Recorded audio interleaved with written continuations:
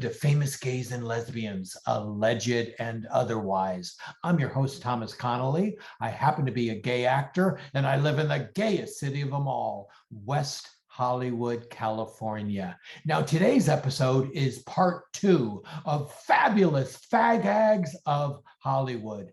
Now, the term fag hag is not a derogatory term. I know it sounds like one, but it's actually a positive one. It refers to a woman who really enjoys the humor, the camaraderie, and the companionship of gay men.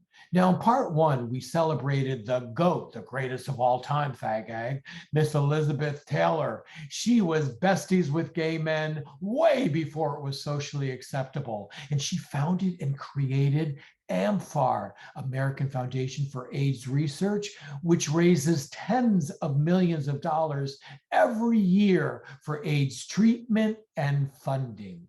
Thank you, Ms. Taylor, for all you do. Now, today's episode honors the fantastic, the kind, the talented actress from a sitcom we all love and adore, Bewitched. That's right, I'm referring to the amazing Ms. Elizabeth Montgomery. Now, I don't know why, but I feel like Elizabeth Montgomery is a friend in my head that I really know. Now, her character that she played on Bewitched, Samantha, is the perfect metaphor for an LGBT kid growing up in a world that really doesn't understand and accept them. After all, Samantha was a witch with supernatural powers who wasn't allowed to be her authentic, real self, even though she was desperate to try to fit in to the earthly human world. And come on, how many LGBT kids feel like they don't fit in their world?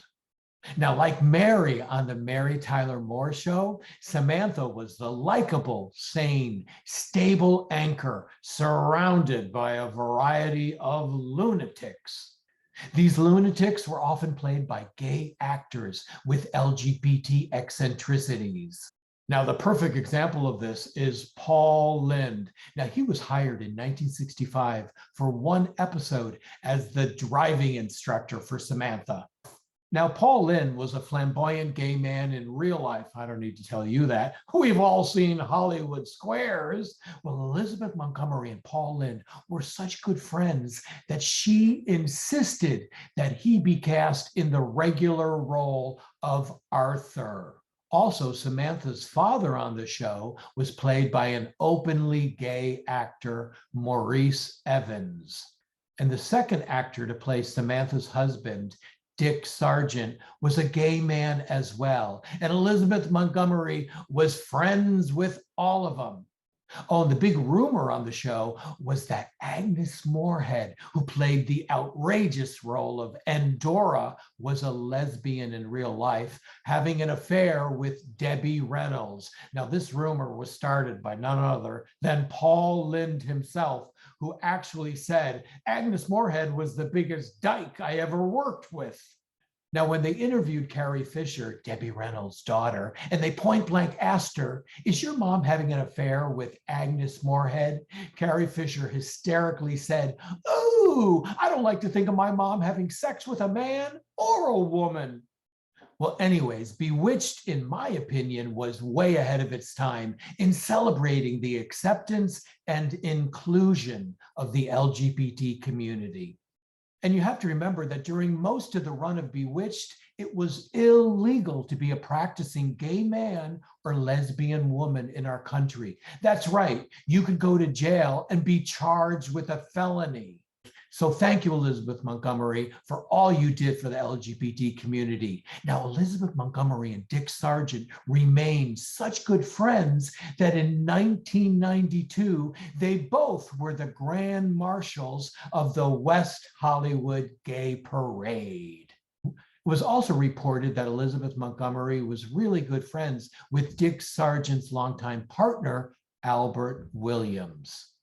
And Elizabeth Montgomery used her 56th birthday to host the National Gay Rights Advocates celebration. She was also heavily involved with AMFAR, the American Foundation for AIDS Research, started by Elizabeth Taylor, and APLA, AIDS Project Los Angeles. Elizabeth Montgomery was married to handsome actor Robert Foxworth. You might remember him from Falcon Crest. Unfortunately, Elizabeth Montgomery wound up dying way too young at the age of 62 from cancer. When the gay magazine The Advocate in 1992 proclaimed Elizabeth Montgomery to be a gay icon, she said, "I am? I have absolutely no idea why. Don't you have to be 100 years old to be an icon?" Self-effacing and modest right up until the end. That's why we love you, Elizabeth Montgomery. Well, that's about it for this episode. Hey, if you like what you see, could you please like and subscribe? That would really help sustain our show. And also, stay tuned for part 3 of the fabulous Fag Hags of Hollywood. Until next time, this is Thomas Connolly. Bye-bye.